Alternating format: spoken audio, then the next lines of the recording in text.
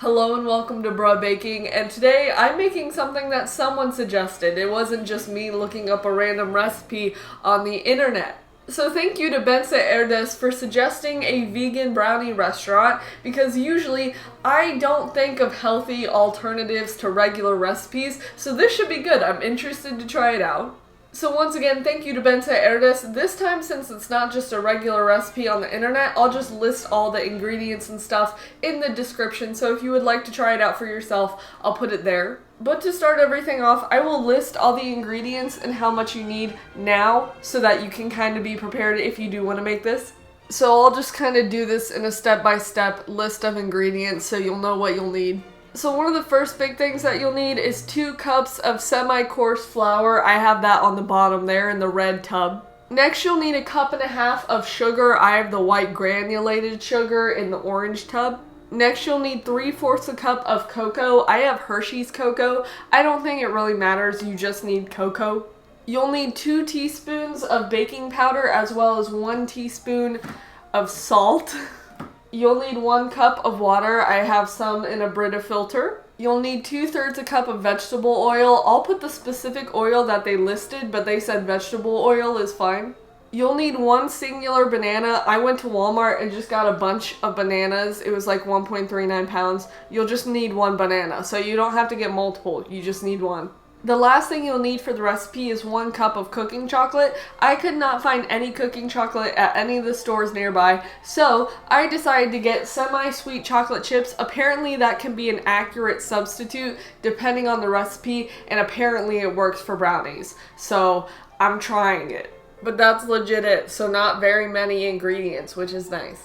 But to actually get the recipe started, what we're going to use first is the flour, sugar, cocoa, baking powder, and salt.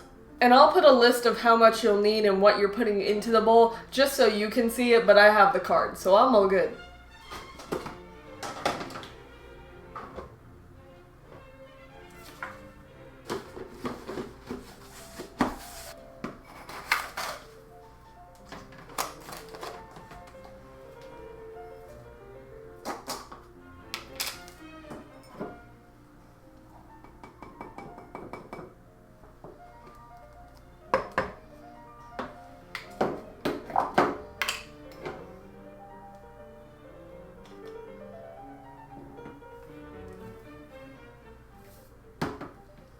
So once you have the flour, sugar, cocoa, baking powder, and salt in a bowl, then you can mix it. Speaking of which, I would definitely recommend having 2 bowls for this recipe, and I'll show you why in a second. But in general, I'm very excited to try this recipe because, as I already kind of mentioned, usually I don't put healthy stuff into my recipes. It's all the basic stuff and I don't consider it that much. However, I have some friends who are into gluten-free and vegan stuff, so I'd like to try more stuff like this out. So this looks pretty mixed to me. Now for this bowl, what you're gonna need is the banana and then vegetable oil. And I don't think it really matters how long or big the banana is, you'll need a banana. And what you're gonna wanna do is just get the banana out of the peel. I love how people have finally realized how smart it is to open a banana from the bottom. So do that. Also, have y'all seen what bananas look like before humans stepped in and kind of modified them? Because that makes me very uncomfortable, so I like these bananas better. And I'm going to use a spoon to mash up my banana. I have a spatula, but I'm going to use that just for mixing stuff later. But you just mash up the banana. Or wait, is it that, can I mash it with my hands? Is that illegal? I don't know. I wash my hands. Ooh, ooh. Ah, it sounds so gross. Bananas. Listen to that. ASMR. Banana. Okay. I feel like mine's pretty mashed up. I'm gonna mash it a little bit more when I'm mixing everything together, but just get it pretty not banana resemble-y. And then you're gonna add the vegetable oil, which is like 2/3 a cup, which seems like a lot, but I guess it's not. So I'm gonna mix this a little bit, because I guess that's what I need to do. Yeah! Ah! Okay, that seems great. And then what we're gonna do is add the banana and vegetable oil mix into like the flour, sugar, baking powder, cocoa, salt mix. That is why you need separate bowls, apparently. Ugh. That sounded weird. What you're gonna do after that is add water to both mixes and then mix that mix up to get it mixed. Ah, too much. Okay, perfect. Water. I need some water, hold up.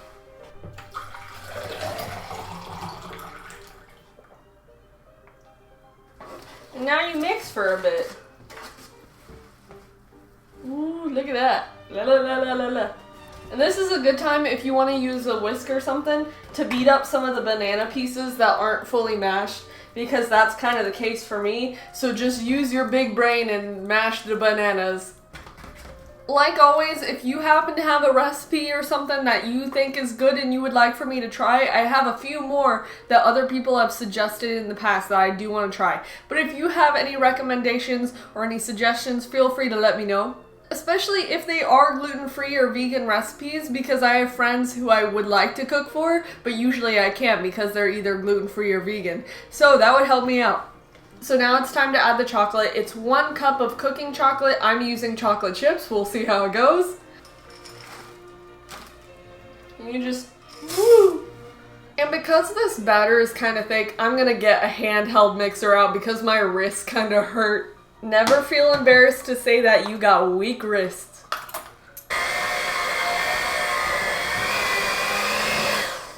Okay, it's done. And by this point of mixing it with a whisk and a blender thing, all the banana is pretty much chopped up, so that's all done. Ooga chaka, ooga chaka, ooga chaka, ooga chaka. Very chocolatey, and my mouth is a mess now. So now that everything has been mixed in the bowl, it's time to put it in the pan. It's a lot. I'm just gonna let it weave. Woo! Look at that, bro. Look at it. Look at it. It is now in the pan. So now that everything is inside the glass pan, it's time to cook this for about 35 minutes at 350 degrees. Before I do that though, as always, if you would like your username on my chef apron or my chef hat, feel free to let me know. There is no charge to you. The only cost to me is using my weak wrists. But I will see you after 35 minutes. So it's been quite a while. I've been letting them cool for a few hours, but they smell and look great. I just got done with a workout and I feel extremely gross and I want to have something sweet and then drink something with it so that I don't feel like I'm gonna die, which is what I'm gonna do. So I'll show you what we're working with. I thought they might be like a little overcooked for staying in there for like 35 minutes, but they're perfect, bruh. So let's get one of these bad boys out. I like corner pieces, so I'm getting a corner piece. I will say that the only thing I'm slightly hesitant about is the banana factor of it. Like, I'm not someone who absolutely hates bananas, but I just usually like to eat them by themselves, not in other stuff. But I'm willing to try this and accept it because it does smell good. I also think it's very interesting because maybe I won't be able to actually taste the banana part of it because there's chocolate chips in it and there's cocoa and there's all this other stuff. So in the end, I don't think it's gonna matter. But it's very thick, and I think it looks good, so I'm just gonna try it. Answer to my question, do I notice the banana? No, not really at all.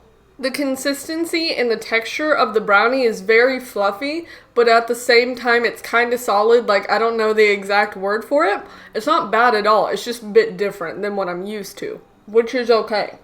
I already kind of want to go back for another one, sorry. Maybe I should try one in the middle. I don't think that's going to make a difference, but okay. Yeah, they hold together really well, which is promising, because I was a little worried they wouldn't, but they are. But yeah, you can see it's literally cooked all the way through. Since it was really thick before I put it in the oven, I thought that it would kind of still be doughy a little bit. But no, it's cooked all the way through. Like, if I really sit there for a second, I can kind of tell that there's, like, something like banana in it, but really, it's not that big of an issue. It's not even really an issue because banana is good.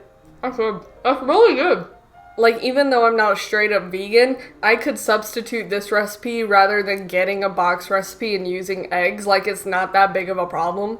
And it's interesting because I have a friend who's vegan and she let me try a brownie recipe that she made that had, I believe, sweet potato in it instead of eggs to make it vegan. And I feel like this overall tastes more like brownies that I'm used to, but I guess it really just depends on what you want to put in the recipe. So overall, I feel like this is a fantastic and easy recipe if you are someone who wants to have brownies, but not put like eggs or milk or something in it. It's really good. Once again, thank you to Bence for the recipe suggestion and giving me all the details for it because I would have been lost otherwise. I'll most likely put the recipe in the description, so if you would like to try this for yourself, please do, because it does taste really good. Also in the description, I'll probably put links to Bence to his YouTube channel and stuff that he does, so feel free to check him out because he makes really cool artwork. But that's essentially it, so thank you very much for watching. If you have any recipe or dessert or food or baking, cooking recipes, feel free to let me know and I'll try them at some point.